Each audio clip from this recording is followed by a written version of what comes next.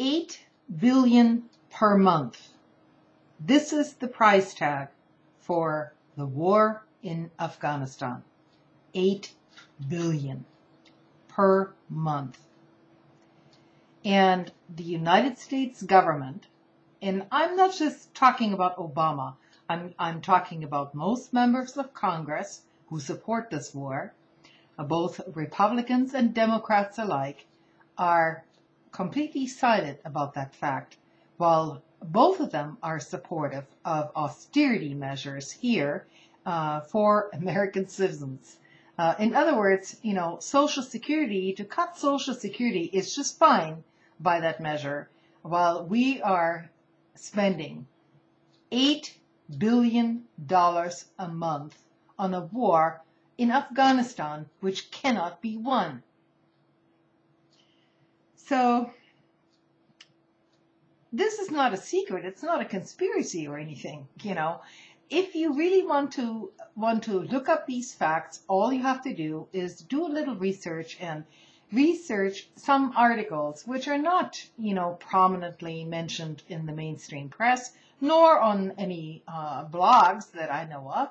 Perhaps some of them do that, and it's just not widely known, So you can't exactly blame the average American citizen for not knowing any of this, because they're simply not pointed towards it. So today I'm going to point towards it, and it's all out in the open, except that many people just choose to, view their mainstream latest 24/7 news extravaganza regarding, Boston or the latest plant explosion in Texas or anything else that occupies your mind for the next week. Well, much bigger things are actually in the works. So this is an article. I'm probably going to read this in its entirety because I think it needs to be heard. I will most likely delete my video since it might, I'm not sure if it would infringe copyright, but it should get out there, I think, and even if it does infringe on copyright, I'm sorry to say that people need to know about this, and if it infringes on the copyrights of these writers, then I'm sorry, then I'll retract the video. How's that? I'll just delete it, so not to as infringe on copyright. So here it is. Washington has denounced Afghan corruption as a major obstacle to the U.S. mission in Afghanistan. This has been widely reported. Only one crucial element is missing from this routine censure: a credible explanation of why American nation building is failing there. No wonder. To do so, the U.S. would have to denounce itself.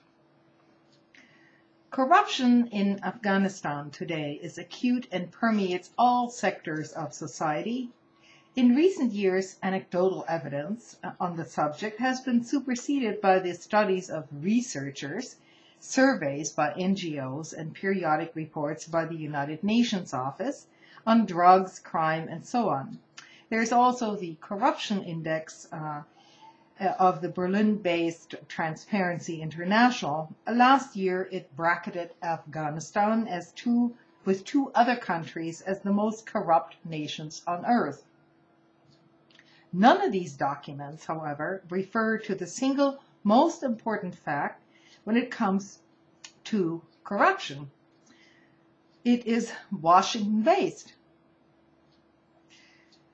It is, in fact, rooted in the massive buildup of U.S. forces from 2005 onwards, and the accompanying expansion of American forward operating bases, camps, combat posts from 29 outposts in Afghanistan in 2005 to nearly 400 5 years later, and above all, the tsunami of cash that went with all of this.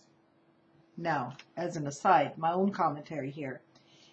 Of course, there is corruption in all human societies, including Afghanistan. But the influx of money is only going to make this corruption worse, of course. And this is what's being ignored by the Western media, largely. So it's not as if the corruption in society is not intrinsic to Afghans. You know, it basically is an intrinsic element of human society as a whole. But to, you know, this huge influx of cash into that country is probably going to make it even worse. So the article goes on.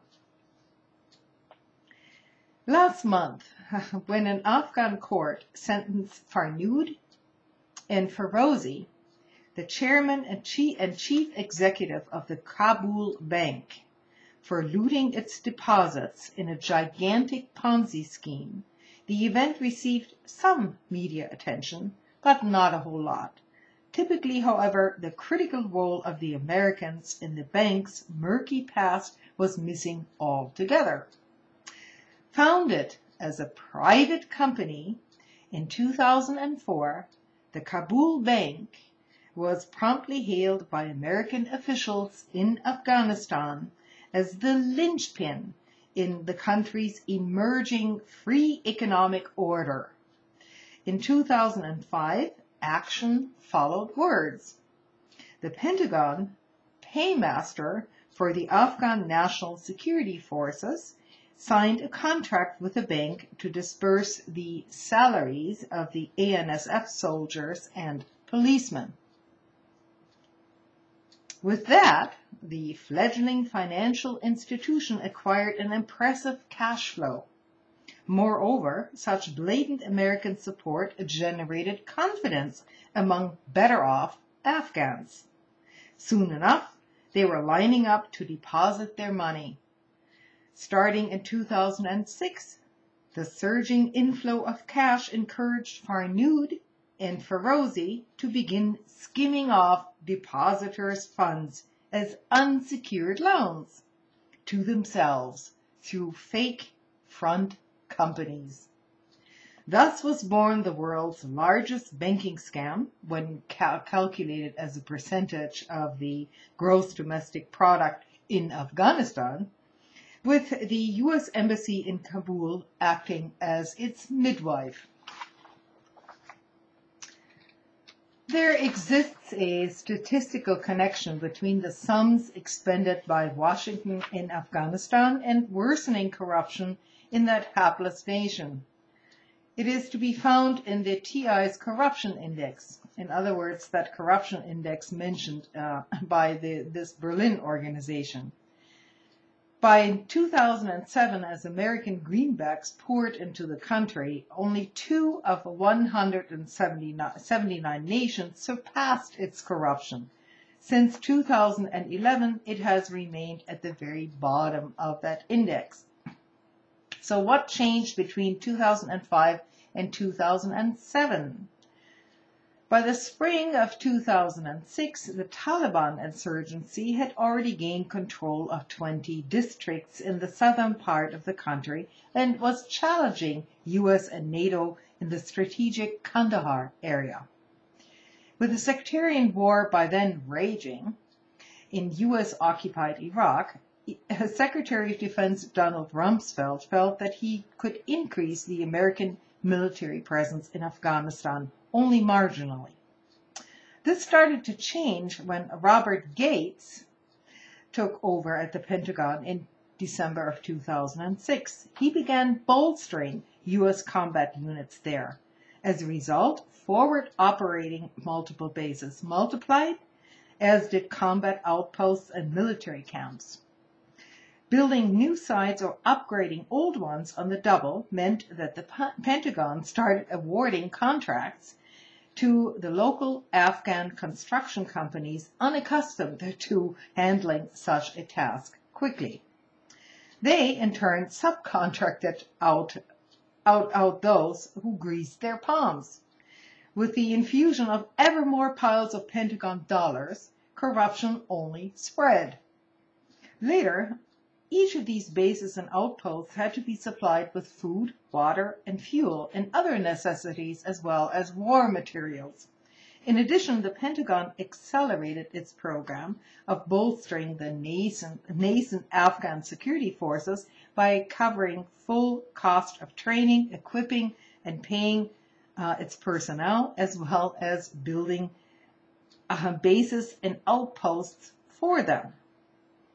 As a consequence, contracts to Afghan transport companies ballooned, as would contracts to Afghan private security outfits to protect the trucks hauling those provisions and materials in that ever war-torn country. So, of course, this did provide opportunities for even more graft. Between 2005 and 2007, when American combat forces in Afghanistan doubled, the Pentagon budget for the Afghan war leaped from $17.2 billion to $34.9 billion annually. Now remember, divide this, okay, per month. Divide 39 billion per month, and what's the expense, right? So these Afghan security forces also doubled from 66,000 to 125,000 troops and policemen, though at a relatively marginal cost to the Pentagon, at only $16,000 per year. The burden of maintaining an Afghan soldier was a paltry 2% of the $80,000 it costs to maintain his American counterpart. In this period, opportunities for corruption rose exponentially. Why? In part because the Pentagon was unable to protect the supply convoys of its Afghan contractors, something that would have been required tens of thousands of U.S. troops. The distance between the main supply center at the Bagram Air Base, near the capital of Kabul, and the city of Kandahar, in the Taliban-controlled south, was 300 miles. And the Taliban heartland in the Helmand province lay another 100 miles from Kandahar. Since Afghanistan lacks railroads, the only way to transport goods and people was to use the existing roads. The Bagram-Kandahar highway was peppered with roadblocks, each manned by armed fighters of the dominant warlord in that area, who collected an arbitrary transit tax. The only way the transport companies could perform their jobs was by buying safe passage from the rulers of that particular stretch of highway, and so parting with bribes of approximately $1,500 per truck between Bagram and Kandahar, and another $1,500 between Kandahar and Helmand. All of this came from the cash the Pentagon doled out. The warlords and private security contractors, in turn, gave bribes to the Taliban for safe passage of these convoys. Now remember, the Pentagon is now giving cash to the Taliban. In essence, therefore, the Pentagon is helping finance its enemy in order to distribute necessary supplies to its bases. In addition, on safe roads, checkpoints were often manned by Afghan policemen who extorted bribes for threatening to pass advance information about a convoy over to the Taliban. This process became an important element in systematic graft on a grand scale, triggered by the $16 billion a year that the Pentagon was, by 2009, spending on its Afghan war. Then there were plenty of bribes, petty bribes that ordinary Afghans regularly pay to civil officials and servants and policemen. These are extracted from citizens for favors, preferential treatments by officials in public service ministries when it comes to such basics as gaining entrance to school for a child, securing a bed in a hospital, and so on. You know, nobody is disputing the fact that Afghan culture is corrupt. Okay, nobody's disputing that. But why do we have to pour in more dollars to foster that corruption even more? The answer is because we're just as equally corrupt, only on a grander scale. Another major source of systemic corruption, the filching of Pentagon money via salaries paid to these ghost soldiers and policemen, recruits enrolled in the Afghan security forces who don't even exist. Here too, Washington's funds become the basis for embezzlement and Afghan corruption. Up to 90% of Afghan troops and police are illiterate, which means that they cannot read or write. And about a quarter of the force deserts annually. This has provided rich opportunities for commanders to pad their list of soldiers, of so-called ghost soldiers, and keep them on the books and pocket it for their own salaries. So the corruption is so widespread that basically all we're doing is pouring more money into it. And in its drive to win the hearts and minds of Afghan villagers, the Pentagon policymakers, of course, also directly give cash to the building of wells and schools and buildings and so on. But nobody knows where this cash is actually going to and how it's going to be used. And nobody has any control over this whatsoever. So basically, the Afghans do control their own country. And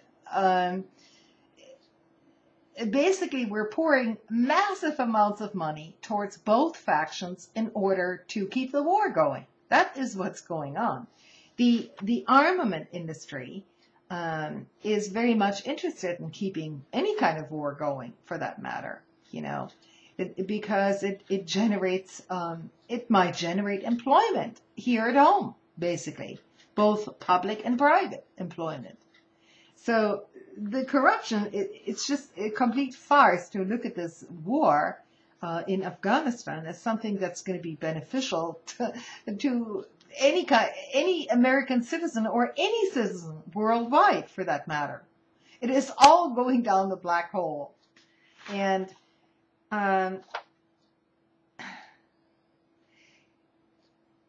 it's,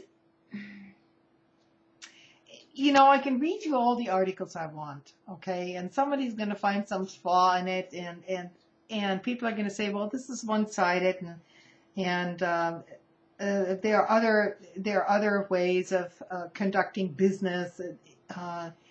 The free market will prevail even in Afghanistan, and so on. Well, I take issue with that because there's no such thing as a completely free market, and there never will be, because even a free market will have to be enforced somehow.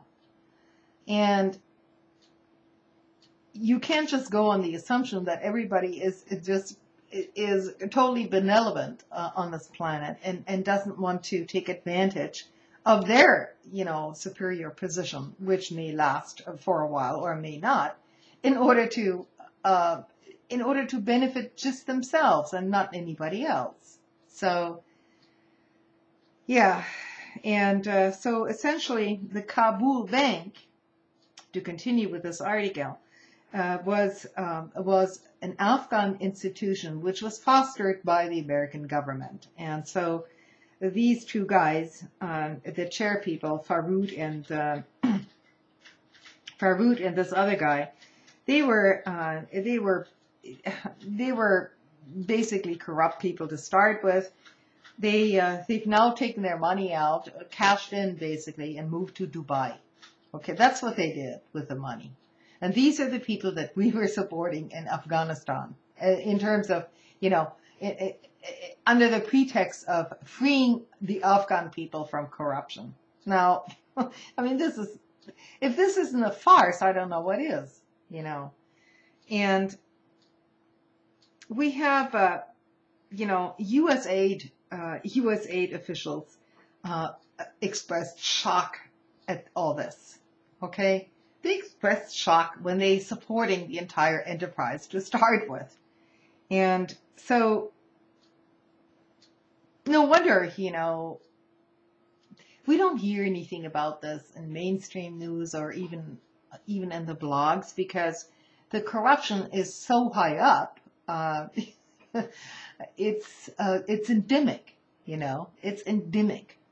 And so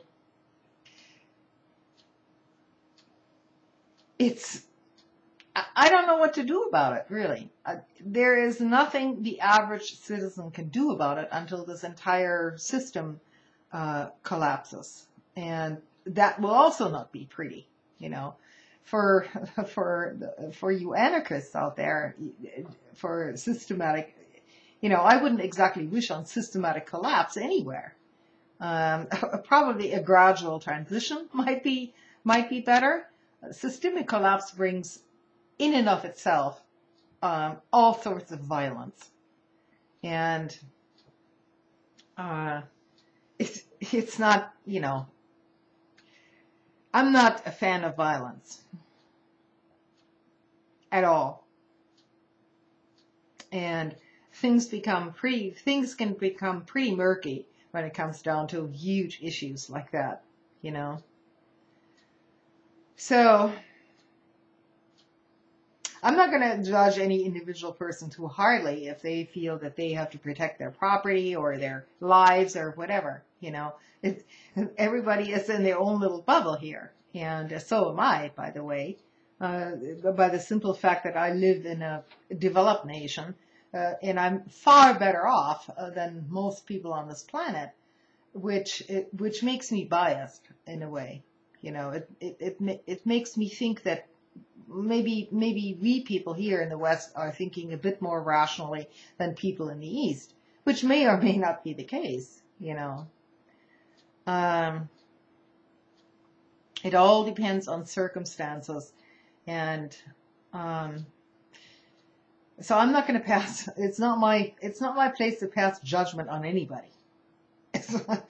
That I want to make clear. It's not my place, and so I won't do it. I can be against certain policies. I can be outspoken against those policies. It's my right to do so, and you know, I will continue to do so. But you know, to point fingers at individual actors or players is probably not very productive either. You know, the human species is definitely not perfect. It's very much flawed as far as I can see, including myself. So who am I to say? I can't judge these things, but I will stand up for justice when it enters my sphere, or when I believe that something has gone wrong globally. And I've continued to speak out, you know, for the last 5 years or so when I see that happening. It doesn't mean that I have any great big influence on it, but it doesn't mean I should shut up either. Good night.